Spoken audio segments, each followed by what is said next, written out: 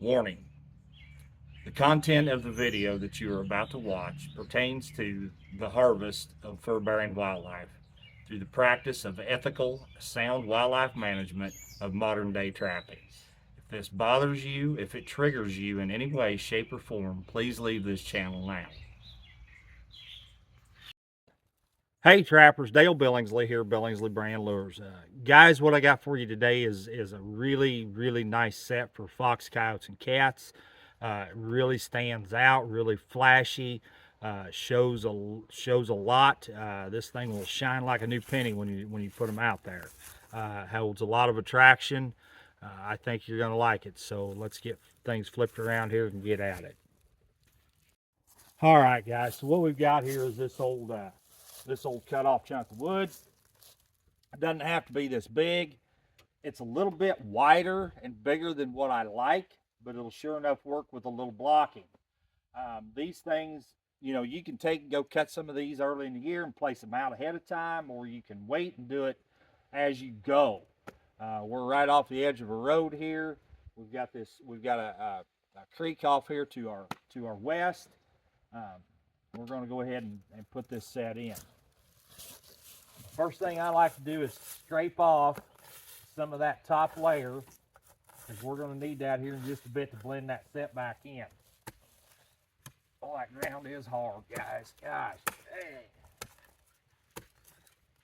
Of course, rock don't help.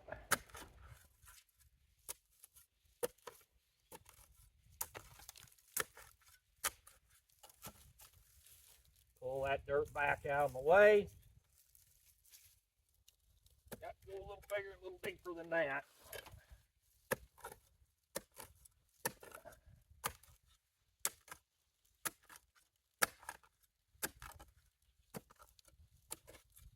Now,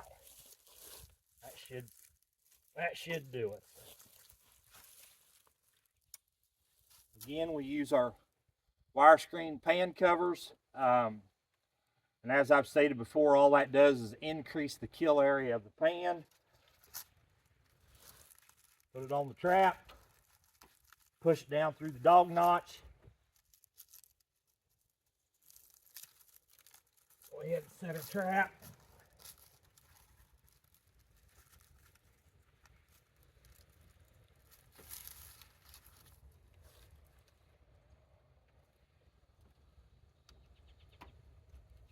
All right, we're laying pretty good. I got this trap on the drag, but this is just for demonstration purposes only anyway. We're not going to leave it.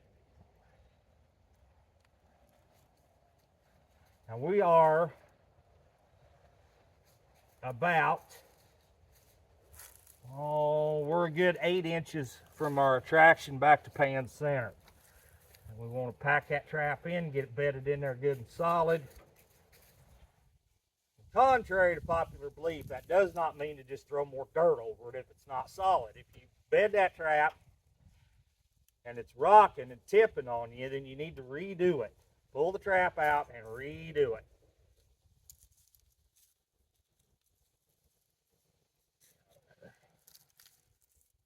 All right.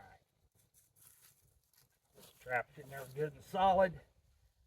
Not rocky or tippy in any way. We'll go ahead and cover the set.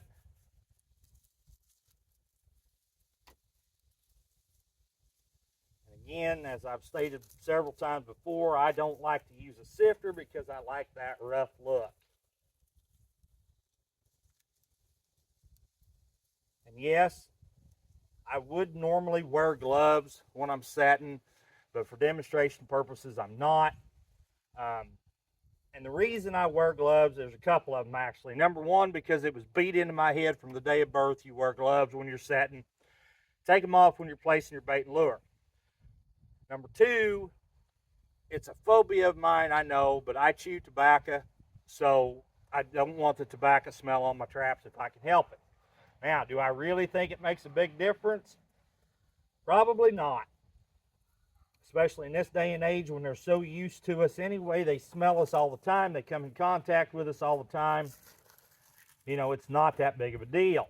But still, it's just a phobia. I just don't like it. So I try to help it if I can, try to avoid it. All right, we've got our set bedded in there. A little more cover in here. That loose jaw is not wanting to cover real well for me for some reason. Could have went a little deeper with the trap.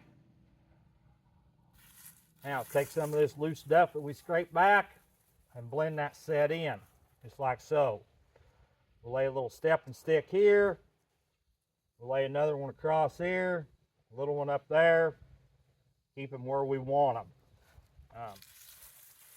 Take a branch here and lay off out to the outside edge just to create that walkthrough that we're looking for. Bait, lure, and urine would go here inside the, or against on the attraction. That's all there is to it, guys. That's it. That would be the completed set. I know it kind of stands out right at the moment, but a little bit of wind and a little bit of moisture, if we happen to get a little rain, if we happen to get a little dew, some frost, that will blend back in just like nothing ever happened. Go ahead, maybe rake some of this stuff back out of the way a little bit. But like I said, once it gets a little sun, a little wind, a little rain, something on it, that set will blend in just like nothing ever happened. It'll look like it was grew there. And that would be the completed set. All right, guys. Now, for as far as bait and lure with that, you could use a good bait such as Predator Buster, Texas Peg Leg, Texas Canyon Breaks, Bad Company.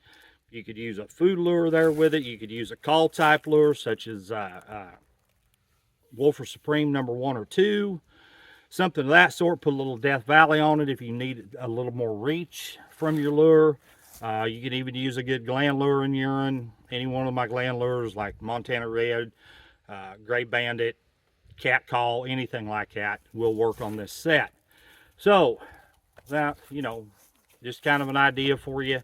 I know it's not much of a video. There isn't a whole lot to it, but it does take a tremendous amount of fur if you choose to use it. So once again, I want to thank each and every one of you for tuning in to watch. And if you would, please just hit that thumbs up for me. That's all I'm asking. Once again, this is Dale Billingsley with another one. Signing out.